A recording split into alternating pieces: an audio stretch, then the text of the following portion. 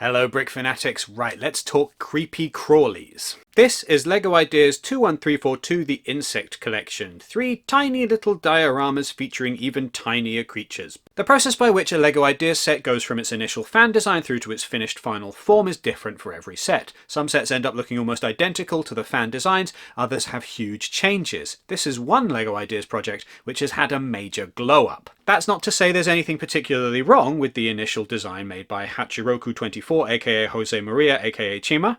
It's just that, well, things have gotten an awful lot better. The initial idea for a selection of brick-built bugs has been expanded upon, turning them into little diorama scenes featuring not just the insects but also a selection of bits of flora. These bases are very much in keeping with other dioramas that we've seen in other LEGO sets, and they look really neat. The little bit of foliage that is on display is going to be fantastic for pairing these with, for example, sets from the botanical range. They're just going to look fantastic next to each other on a shelf. Each of these 3 dioramas prominently features one cool big bug. You've got a Blue Morpho Butterfly, a Hercules Beetle, and a Chinese Mantis. Now, comparing the finished design with the original fan build, you might think that 5 bugs have somehow become 3. What's actually happened is that 2 of the bugs have shrunk. So the honeybee, instead of being one of the larger builds of the lot, has shrunk down to just being a few pieces, while the ladybird is made up of a single tiny little Lego dot. The honeybee, you'll notice, very cleverly reuses wings which were designed for a LEGO minifigure pretending to be like a fairy or a bug person of some kind, which is a very clever reuse of a piece which is not entirely meant for this scale, but just looks cool anyway. The Hercules Beetle's wings are also really neat. Just, it's always wonderful to see a few transparent pieces, and they just look like they're going to shimmer when on display, like just really catch the light. They're going to look fantastic. Also note the swords used for the praying mantis's thingies.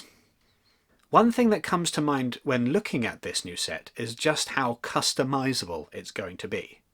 Take the butterfly, for example. What if you don't want a blue butterfly? What if you want to swap out some of these pieces and create a completely different type of butterfly, like a red one or an orange one or a purple one, or one that's coloured in a variety of different rainbow colours? Well, it's going to be fairly easy to do so because you can just swap out tiles, you can put in things from your own collection, or, do a cheeky bricklink order.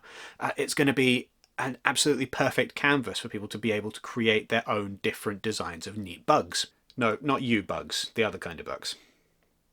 Oh, sorry, I had it on my desk. It was hard to avoid the opportunity to make a bad pun.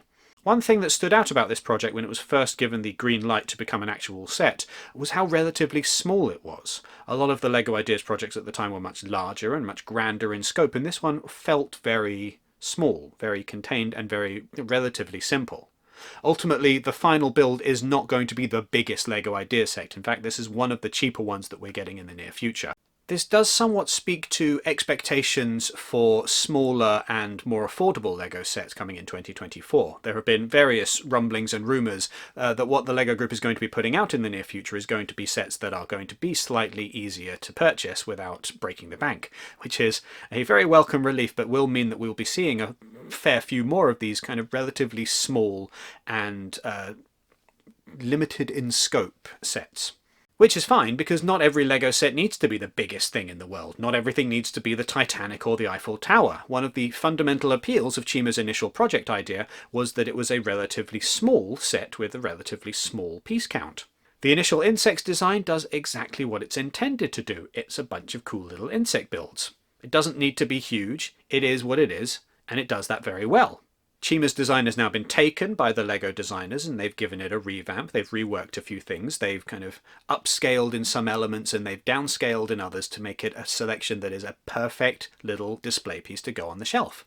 It, again, does exactly what it's intended to. Its intended design here is perhaps slightly different to Chima's original, but it works perfectly. It is exactly what it needs to be.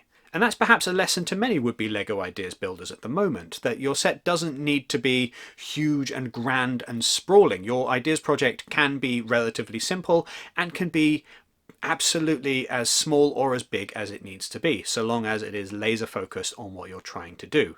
This set then is going to be popular among people who like to have nature on display in their homes, or in this case, plastic brick-built versions of nature.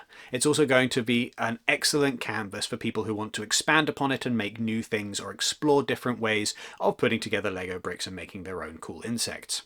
What it's also going to do is hopefully encourage a few more LEGO Ideas designers to think outside the box and come up with new things that they could do and new different ways of expressing themselves with the brick format. The set will go on sale from the 7th of September, but it will also be available slightly earlier from the 4th of September for LEGO VIPs, or insiders as you're now called. What are your thoughts on the set? Let us know in the comments, and then do the rest of the YouTube stuff, and make sure you use our QR code when making a purchase from the LEGO website, because it gives us a little kickback and helps to support the work that Brick Fanatics does. Make sure you also go to the Brick Fanatics website and make sure that you sign up to our newsletter so that you never miss anything LEGO related ever again.